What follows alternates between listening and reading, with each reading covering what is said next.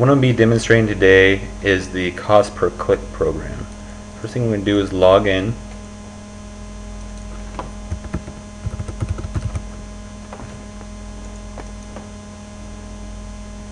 Okay, now inside our basic control panel, if you have a different website hosted on your own servers and you just want to integrate your products into our site, all you have to do is click right here, set up CPC.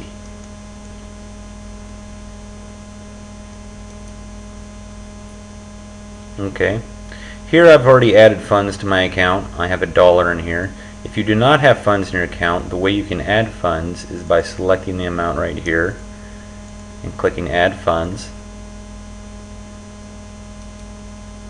Now this is going to take you to a PayPal screen where you can check out and purchase your funds, and the second you purchase, it will tell our code on the back end that you have paid that amount, so it's all automatic.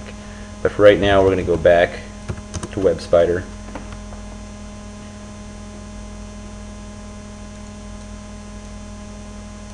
Guess we're logged out here again.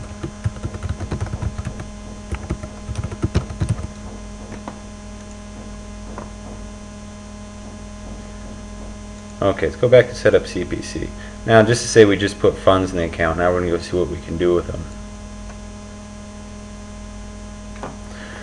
Now, if you're just starting off, you're going to want to use a product feed. Where you get a sample product feed is right here. Click here to download a product feed, sample feed. Okay, this is automatically going to open with a open or a save dialog. For right now, we're going to hit save. We're going to save that to our desktop. Now, if we go look on our desktop, we have a webspider.zip file.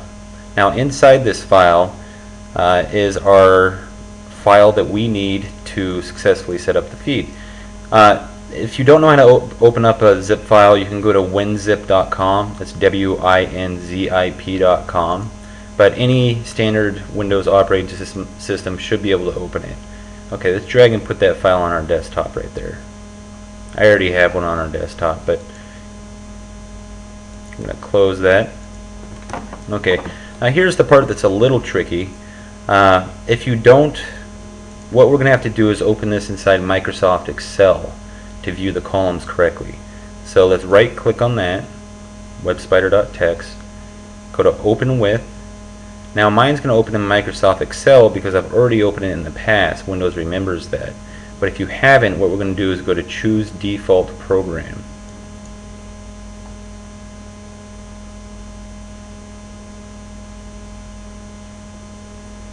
Okay, now you can find the list of programs that you can open the file in right here. You can select really anyone you want to try and open it, but what we want to do is find Microsoft Excel. So look for Microsoft Excel in this list right here and click OK.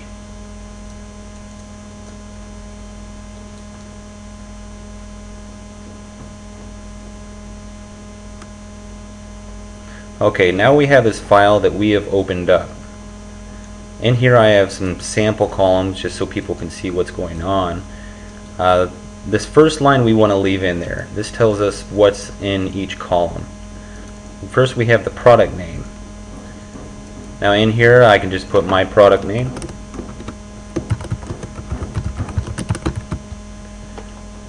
Right here is your product link. You should know what that is. If you're a webspider store owner, you can access all your links inside my links inside your control panel. And right here you'll see I left a URL of where this product is. We have product price, which is pretty obvious. Just put the price there. We have a product image URL. This is not required, it is optional. If you want to provide your own image of the product, you can put that right in there. Now this of course is hosted on a different website. Now we have category. Again, you can put whatever you want in here. We have description. Put in the description. International shipping. Put either true or false on that. It's purely up to you. All that says is whether I'm willing to ship over to Australia or whether or not you're just a United States shipper or not. cost per click. This is how much I'm willing to pay for each lead that's generated to my website. Now the higher you put this value, the higher you're going to be placed in the rankings on our search engine. So again, this is purely up to you. The minimum balance or cost per click you can put for that is 1 penny. And 1 penny would be calculated to 0.01. As you can see up here, I have a little example. 0.02 equals 2 cents, 0.03 equals 3 cents, and thereon. Okay, I'm going to close this. Do I want to save? Yes.